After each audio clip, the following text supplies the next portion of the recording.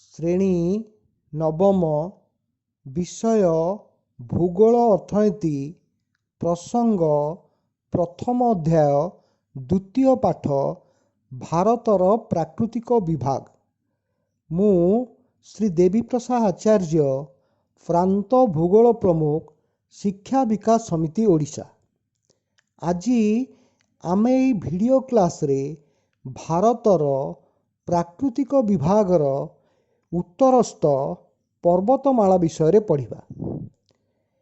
ଏହି ବିଷୟଟି ଆଲୋଚନା କରିବା ପୂର୍ବରୁ ଗତ ଭିଡ଼ିଓ କ୍ଲାସ୍ରେ ମୁଁ ତୁମମାନଙ୍କ ପାଇଁ ଏକ ପ୍ରଶ୍ନ ଛାଡ଼ି ଯାଇଥିଲି ଯେ ଜାଭା ଦ୍ୱୀପ କେଉଁ ଦେଶରେ ଅବସ୍ଥିତ?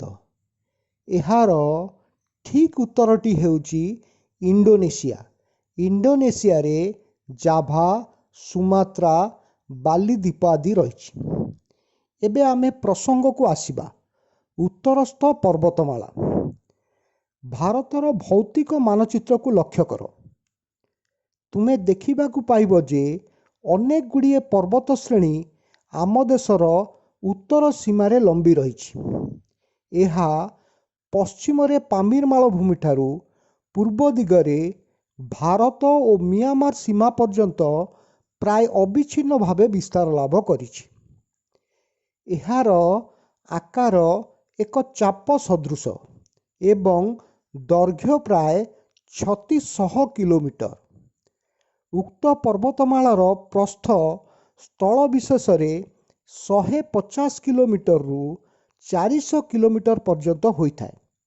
ଏହା ଅରୁଣାଚଳ ପ୍ରଦେଶରେ ପ୍ରାୟ 150 କିଲୋମିଟର ପ୍ରସ୍ଥ ଏବଂ କାଶ୍ମୀରରେ ଏହାର ପ୍ରସ୍ଥ ପ୍ରାୟ 400 କିଲୋମିଟର ପର୍ଯ୍ୟନ୍ତ ହୋଇଥାଏ।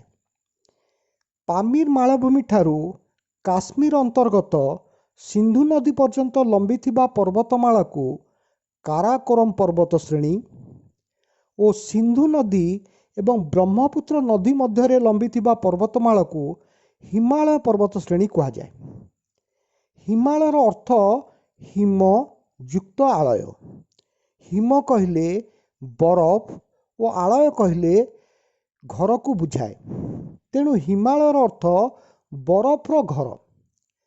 କାରାକୋରମ ପର୍ବତଶ୍ରେଣୀରେ ପୃଥିବୀର ସୁଦୀର୍ଘ ହିମବାହ ଗୁଡ଼ିକ ମଧ୍ୟରୁ କେତୋଟି ପ୍ରବାହିତ ହେଉଛନ୍ତି। ହିମବାହ କହିଲେ ଗତିଶୀଳ ବରଫ ରାଶିକୁ ହିମବାହ କୁହାଯାଏ। ବାଲ୍ଟୋରା ଏବଂ ସିଆଚିନ୍ ଏଥିମଧ୍ୟରୁ ଦୁଇଟି ହିମବାହ। ସିଆଚିନ୍ ହିମବାହର ଦୈର୍ଘ୍ୟ ପ୍ରାୟ 75 କିଲୋମିଟର। ପୃଥିବୀର ଦ୍ୱିତୀୟ ସର୍ବୋଚ୍ଚ ଶୃଙ୍ଗ K2 ଏହା କାରାକୋରମ ପର୍ବତ ଶ୍ରେଣୀରେ ଅବସ୍ଥିତ।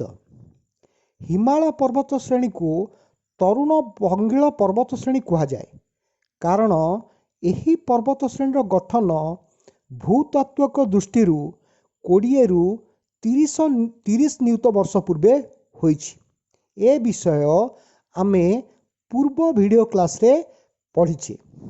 ଯେମିତିକି ଆମେ ଜାଣିଛେ ଯେ ଇଣ୍ଡୋ ଅଷ୍ଟ୍ରେଲିଆନ୍ ପ୍ଲେଟ୍ ସହିତ ୟୁରେସିଆନ୍ ପ୍ଲେଟ୍ର ଧକ୍କା ହେବା ଫଳରେ ହିମାଳୟ ପର୍ବତର ସୃଷ୍ଟି ହୋଇଥିଲା। ଏହାର ଗଠନ ପ୍ରକ୍ରିୟା ମୁଖ୍ୟତଃ 3ଟି ପର୍ଯ୍ୟାୟରେ ସଂଗଠିତ ହୋଇଥିଲା। ତେଣୁ ହିମାଳୟ ପର୍ବତର ଦକ୍ଷିଣରୁ ଉତ୍ତରକୁ ସମାନ୍ତର ଭାବେ 3 ଗୋଟି ପର୍ବତ ଶ୍ରେଣୀ ଦେଖିବାକୁ ମିଳେ। ପର୍ବତ ଶ୍ରେଣୀ ଗୁଡ଼ିକର ଉଚ୍ଚତା ଦକ୍ଷିଣରୁ ଉତ୍ତରକୁ କ୍ରମଶଃ ବୃଦ୍ଧି ପାଇଛି। ସବୁଠାରୁ ଦକ୍ଷିଣରେ ଥିବା ପର୍ବତ ଶ୍ରେଣୀକୁ ଶିୱାଲିକ ବା ବାହ୍ୟ ହିମାଳୟ କୁହାଯାଏ।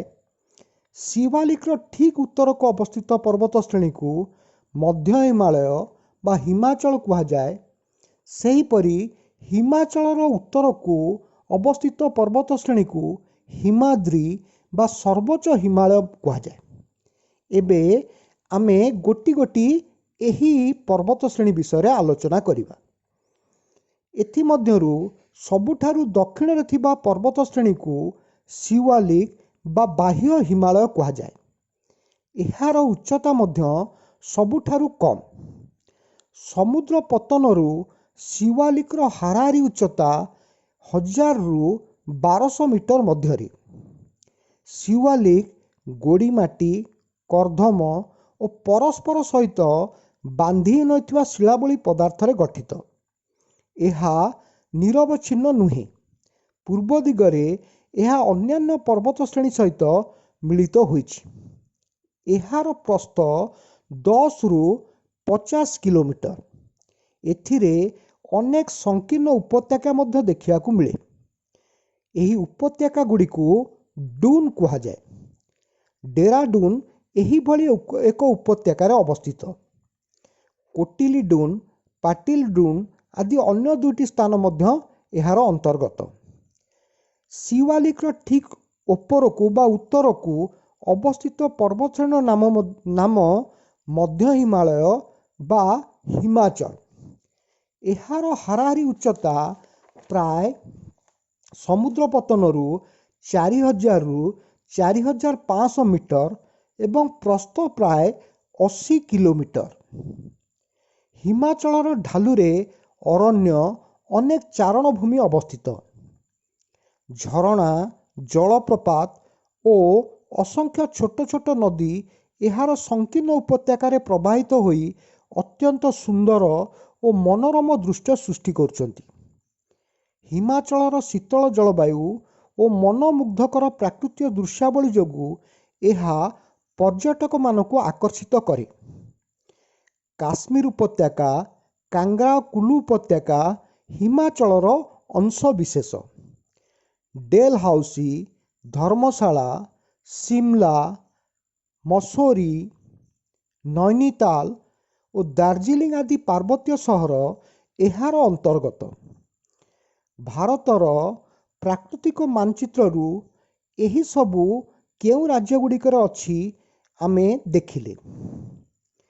ପୀର ପାଞ୍ଜାଲ, ଧୌଳାଧର ଏବଂ ମହାଭାରତ ପର୍ବତ ଶ୍ରେଣୀ ହିମାଚଳର ମୁଖ୍ୟ ପର୍ବତ ଶ୍ରେଣୀ।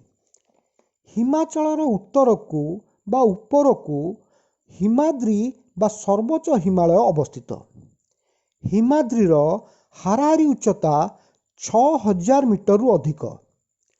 ପୃଥିବୀର ଅନେକ ଅତ୍ୟୁଚ୍ଚ ପର୍ବତ ଶୃଙ୍ଗ ହିମାଦ୍ରିରେ ଅବସ୍ଥିତ। ତନ୍ମଧ୍ୟରୁ କେତେକ 8000 ମିଟରରୁ ଅଧିକ ଉଚ୍ଚତା ବିଶିଷ୍ଟ ଅଟନ୍ତି। ନେପାଳ ଅନ୍ତର୍ଗତ ହିମାଳୟରେ ଅବସ୍ଥିତ ଏଭରେଷ୍ଟ ଶୃଙ୍ଗ ପୃଥିବୀର ସର୍ବୋଚ୍ଚ ଶୃଙ୍ଗ। ଏହାର ଉଚ୍ଚତା 8848 ମିଟର। ସିକିମରେ ଅବସ୍ଥିତ କାଞ୍ଚନଜଙ୍ଗା ହିମାଳୟ ପର୍ବତ ଶ୍ରେଣୀରେ ଅବସ୍ଥିତ ଭାରତର ସର୍ବୋଚ୍ଚ ପର୍ବତ ଶୃଙ୍ଗ। ଏହାର ଉଚ୍ଚତା 8598 ମିଟର। ଆମେ ବେଳେବେଳେ କନଫ୍ୟୁଜ୍ ହେଉ ଯେ ଉତ୍ତରସ୍ଥ ପର୍ବତମାଳାର ଉଚ୍ଚତମ ଶୃଙ୍ଗର ନାମ କ'ଣ? ଏହାର ଉତ୍ତର ହେଉଛି K2 ବା ଗଡ଼ୱିନଷ୍ଟିନ୍। କିନ୍ତୁ ହିମାଳୟ ପର୍ବତର ଉଚ୍ଚତମ ଶୃଙ୍ଗ ହେଉଛି ଭାରତର ହିମାଳୟ ପର୍ବତର ଉଚ୍ଚତମ ଶୃଙ୍ଗ ହେଉଛି କାଞ୍ଚନଜଙ୍ଗା। ଏହାର କାଞ୍ଚନଜଙ୍ଗା ଭାରତୀୟ ହିମାଳୟ ପର୍ବତର ଉଚ୍ଚତମ ଶୃଙ୍ଗ ଅଟେ। ତେଣୁ ଆମେ କନଫ୍ୟୁଜ୍ ହେବାର ନାହିଁ। ଉତ୍ତରସ୍ଥ ପର୍ବତମାଳାର ଉଚ୍ଚତମ ଶୃଙ୍ଗ K2 ବା ଗଡ଼ୱିନଷ୍ଟିନ୍, କିନ୍ତୁ ହିମାଳୟ ପର୍ବତର ଭାରତରେ ଯେଉଁ ହିମାଳୟ ଅଛି ତାର ଉଚ୍ଚତମ ଶୃଙ୍ଗ ହେଲା କାଞ୍ଚନଜଙ୍ଗା। ନଙ୍ଗା ପର୍ବତ, ଅନ୍ନପୂର୍ଣ୍ଣା, ନନ୍ଦାଦେବୀ ଆଉ କେତେଗୋଟି ପର୍ବତ ଶୃଙ୍ଗ ହିମାଳୟ ପର୍ବତରେ ଅବସ୍ଥିତ।